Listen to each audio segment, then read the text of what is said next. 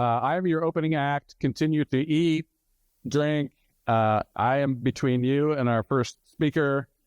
But my name is Mark Lambert. I am the Senior Deputy Director of Heritage for the Texas General Land Office. And for Land Commissioner Don Buckingham and our Chief Clerk Jennifer Jones, who is here and who will be speaking later, and everybody at the GLO, thank you for coming. This is our, I think, 14th symposium. It should be 15th, except for the COVID interregnum. And then we had 1 year online.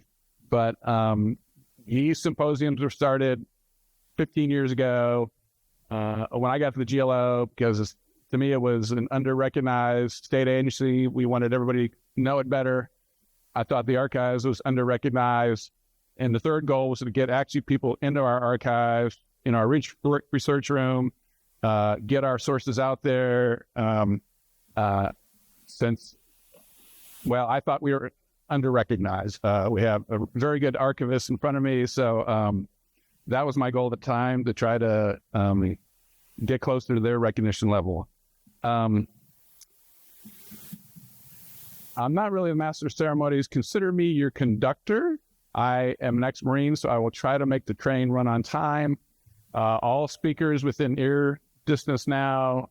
We have a timekeeper who will give you 10-minute, 5-minute, 1-minute notices, time's up notices, and then we'll do this.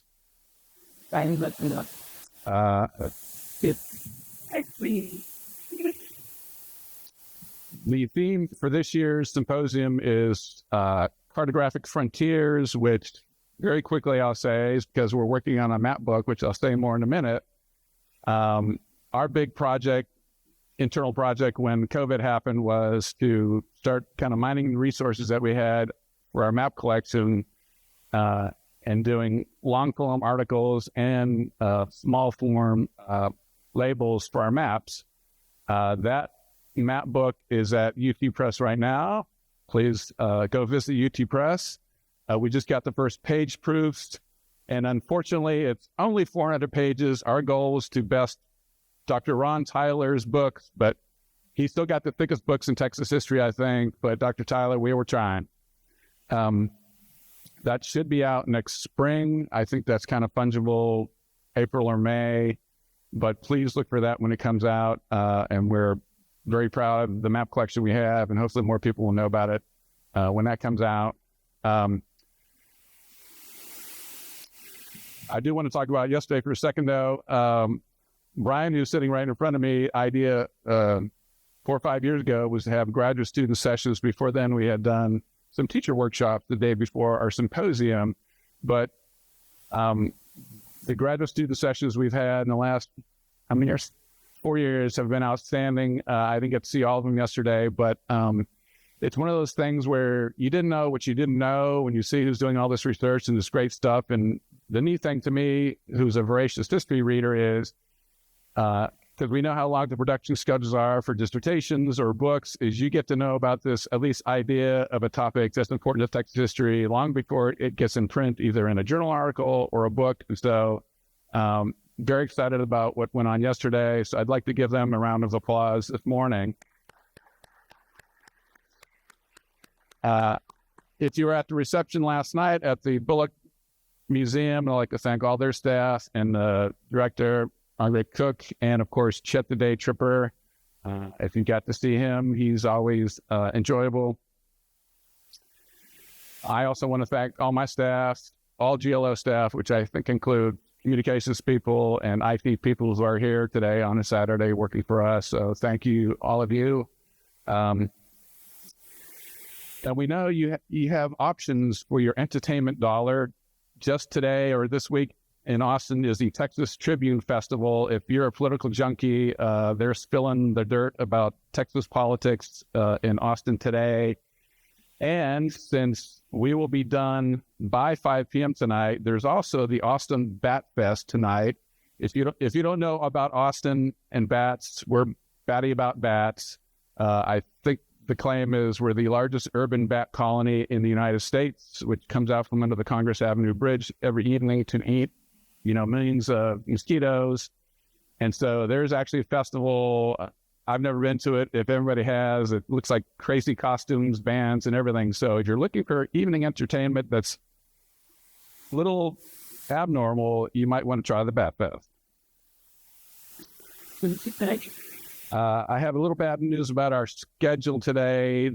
One of our afternoon speakers was unable to make it or to give us a paper to read. It's our cannibal historian, or more properly, I think probably is a historian who studies cannibals. I'm not saying she eats flesh and also is a historian, but some would say that is the description of all historians. So I'll leave that there.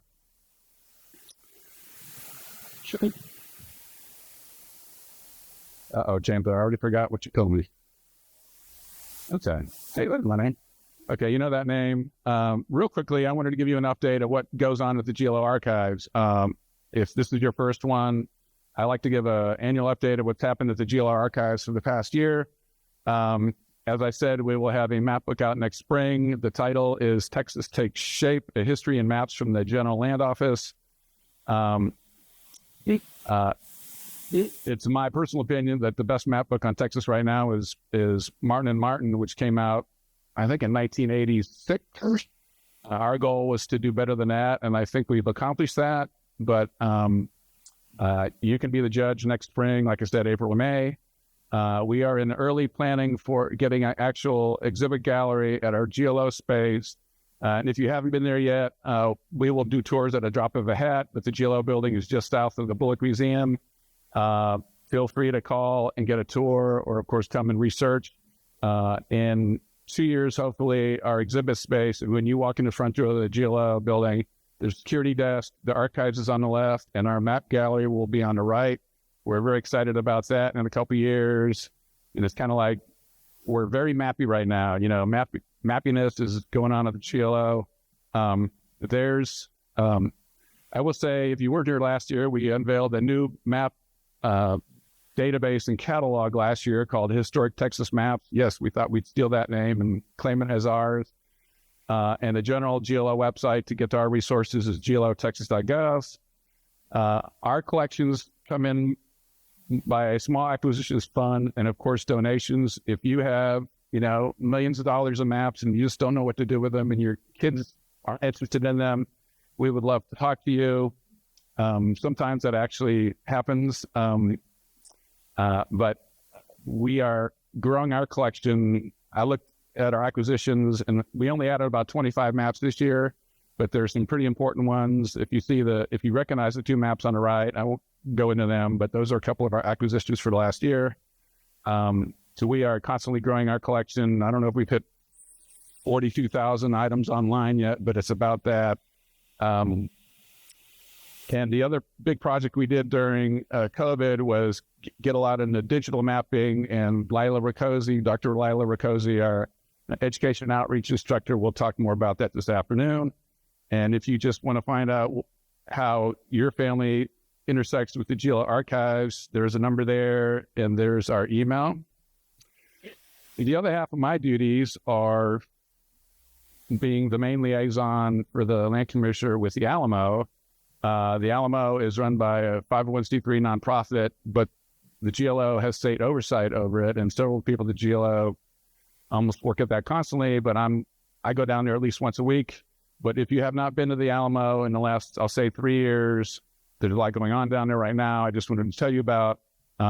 Earlier this year, there was fencing everywhere. There was a lot of pavers pulled up. We're trying to unify all the if you've been there, there's like 3 different kind of pavers just on the site. We're trying to unify all that. We got our first building on the Alamo site in more than 50 years when the Ralston Collections building opened last year. The Mission Gate and Lunette exhibit opened earlier this year. Plaza Valero, which is the part of Alamo Plaza that is in front of the Menger Hotel, has been redone, and that'll open next year. The Alamo Cenotaph is being preserved in place, and we're working on a plan with conservation architects and conservators and architects on that right now.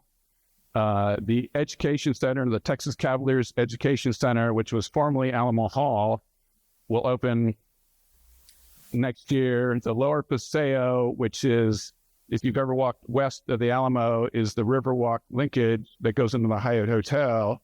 That's totally being redone and should open in 2 years. The church in Lambert, we have several historic preservation architects, conservators looking at how to make those two buildings last for another 300 years. That should open that should be done in a couple of years. You will see fences up, unfortunately, the next couple of years, and people working in the buildings. We will try to minimize that, but that's a big project. The promenade, which is what we call the walk from the Alamo, has Alamo Street that runs in front of it, which was closed off a couple of years ago. So pedestrians don't have the fear of getting run over as they're walking through the Alamo anymore. The two streets that run east-west within the Alamo district are Houston Street on the north and Commerce Street on the south. The promenade is what we're trying to make as the grand entrance to the Alamo from Commerce Street from the south. And in a couple of years, the top image that you're looking at there is the Ralston building that's already open. The middle image is a sculpture trail that will be part of the promenade. And if you're really good at San Antonio architecture, that's the Joski's building behind it, which has been an adaptive reuse, and other businesses are in there now. And that will start from Commerce Street and run north up to the Alamo. 2027, the Upper Paseo, which is the property behind our new museum, will be redone. The Visitor Center and Museum, 130,000 square foot museum that tells the Alamo story for the last 300 years, which has been called the Crockett Block. The Crockett Building, which Sam Maverick's son put up about 1882. The Palace Theater, which went up in the 20s. And the Woolworths, which went up in 1920, and of course was one of the 7 sites of San Antonio that was, the cafeteria was integrated, I think March 16th or 17th, 1960. That counter, whatever's left of it has been preserved. That whole museum will open in 2027. And the last thing which will happen, the new Visitor Center Museum will have its own gift shop. So the old Alamo gift shop, if you're familiar with the Alamo now, and you walk out the back door of the Alamo Church going north, it used to be called the Gift Shop and Museum. In the 1930s, they actually had a mixed-use building. They had some exhibits in there, and they had a gift shop that eventually morphed fully into a gift shop. That gift shop will move to the new Visitor Center and Museum, and that building will be turned into a new event center. If you understand museums, earned income is an important thing. You'll be able to have your wedding there, your Kiwanis gathering, whatever, but that should be open in 2027 as well. It's a good time to go to the Alamo to kind of see a midway snapshot, and then in a couple of years, you will see magnificent changes at the Alamo. I think every Texan wants the Alamo to look like we all expected it to look like, a very revered historic site for the state of Texas. That is our goal at the GLO. Let's see. I think that's okay. The last thing I wanted to mention was in your program this morning, and one of the back pages is a memorial to Mr. Frank Holcomb. Please take a minute to read that. He was one of our biggest supporters, besides being a map collector and a supporter of Texas history and the Texas Map Society. Mr. Holcomb and his lovely wife were just really fun people.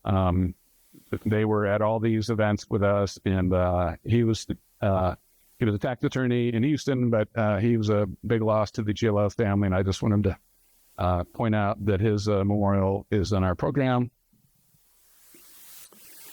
Now I need to thank all of our sponsors and exhibitors. The glitch was certainly the Bullock Texas State History Museum, TSHA and the Texas Historical Commission, and San Felipe de Austin, Friends of San Felipe de Austin, the Bryan Museum, the Bullock Texas History Museum, second time, SMU Clements Center for Southwest Studies, the Briscoe Center, the University of Texas Department of History, Todd and Laura Swan, Auction Galleries, Texas Tech Department of History, Texas State History Department, San Jacinto Battleground Association, the Texas Supreme Court Historical Society, the Texas Map Society, Texas A&M University Libraries, I know they're an exhibitor. Texas State Genealogical Society is the A&M Department of History. And these other silver level sponsors, I would like to give them a round of applause now, because without them, we wouldn't be able to do this every year. I know you all can read, but as a person over this, I like to say their names, acknowledge them at least once during one of these. So thank you for that. We were underwritten by the Summerlee Foundation and the Texas Historical Foundation. At 12 o'clock, we'll actually have a check presentation from the Texas Historical Foundation. Thank you to them as well.